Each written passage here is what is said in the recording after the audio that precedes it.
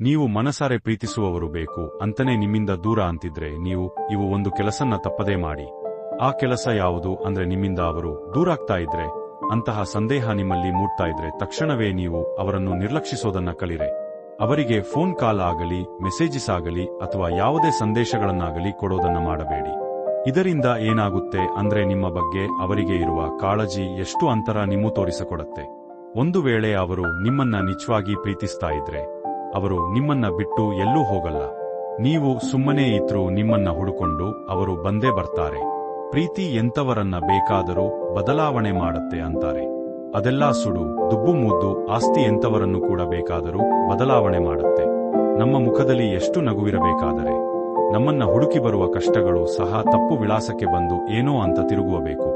ಮನುಷ್ಯನಿಗೆ ಮಾತ್ರ ಇರುವ ದೊಡ್ಡ ಬರ ಅಂತರೆ ನೆನಪು. ಮನುಷ್ಯರು ದೂರಾದರೂ ಅವರ ನೆನಪುಗಳು ಮಾತ್ರ ಪ್ರಾಣ ಇರೋರು ನಮ್ಮ ಜತೆನೇ ಇರುತ್ತೆ. ಯಾರು ಯಾರನ್ನ ಯಾರಿಂದ ಯಾವಾಗೋ ಬೇಕಾದರೂ ದೂರ ಮಾಡಬಹುದು, ಆದರೆ ಮನಸ್ಸಿನಿಂದ, ನೆನಪಿನಿಂದ, ಪ್ರೀತಿಯಿಂದ ಯಾವತ್ತೂ ದೂರ ಮಾಡುವುದಕ್ಕಾಗಲ್ಲ. ಸಂಬಂಧವನ್ನ ಉಳಿಸಲು ಅಥವಾ ಜೀವಂತವಾಗಿಸಲು ಕೆಲವೊಮ್ಮೆ ಅಂಧರಾಗಬೇಕಾಗತ್ತೆ, ಮೂಗರಾಗಬೇಕಾಗತ್ತೆ, ಕಿವಡು ಆಗ್ಬೇಕಾಗತ್ತೆ.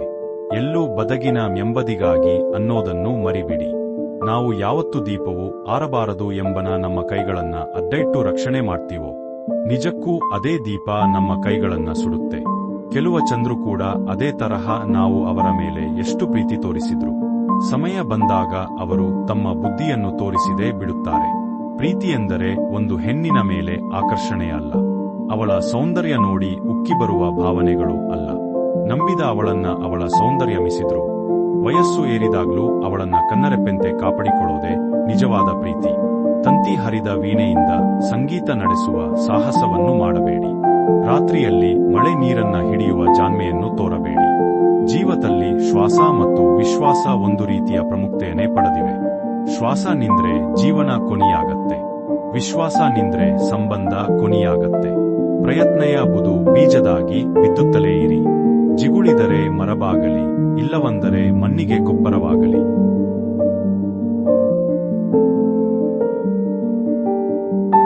ಜೀವದಲ್ಲಿ ಶ್ವಾಸ ಮತ್ತು ವಿಶ್ವಾಸ ಒಂದು ರೀತಿಯ ಪ್ರಾಮುಖ್ಯತೆಯನ್ನೇ ಪಡೆದಿವೆ. ಶ್ವಾಸ ನಿಂದ್ರೆ ಜೀವನ ಕೊನೆಯಾಗತ್ತೆ, ವಿಶ್ವಾಸ ನಿಂದ್ರೆ ಸಂಬಂಧ ಕೊನೆಯಾಗತ್ತೆ. ಪ್ರಯತ್ನಯ ಬುದು ಬೀಜದಾಗಿ ಬಿದ್ದುತ್ತಲೇ ಇರಿ. ಜಿಗುಳಿದರೆ ಮರವಾಗಲಿ, ಇಲ್ಲವಂದರೆ ಮಣ್ಣಿಗೆ ಕೊಪ್ಪರವಾಗಲಿ. ಕೊನೆಯ ಒಂದು ಮಾತು, ಪ್ರತಿಯೊಂದು ಸಂಬಂಧಕ್ಕೂ ಒಂದೊಂದು ಸಣ್ಣ ಸೂಕ್ಷ್ಮತೆ ಇರುತ್ತೆ. ಅದನ್ನು ಅರಿತು ನಡೆಯಕೊಂಡ್ರೆ ಯಾವ ಸಂಬಂಧಗಳು ಹಡಿಸಲಾರದು. ಇಂತಹ ಮತ್ತಷ್ಟು ಲೈಫ್ ಮೋಟಿವೇಶನಲ್ ಲೈಟ್ ವಿಡಿಯೋಗಳೋಸ್ಕರ ನಮ್ಮ ಚಾನಲ್ನ ದಯವಿಟ್ಟು ಸಬ್ಸ್ಕ್ರೈಬ್ ಮಾಡಲಿ.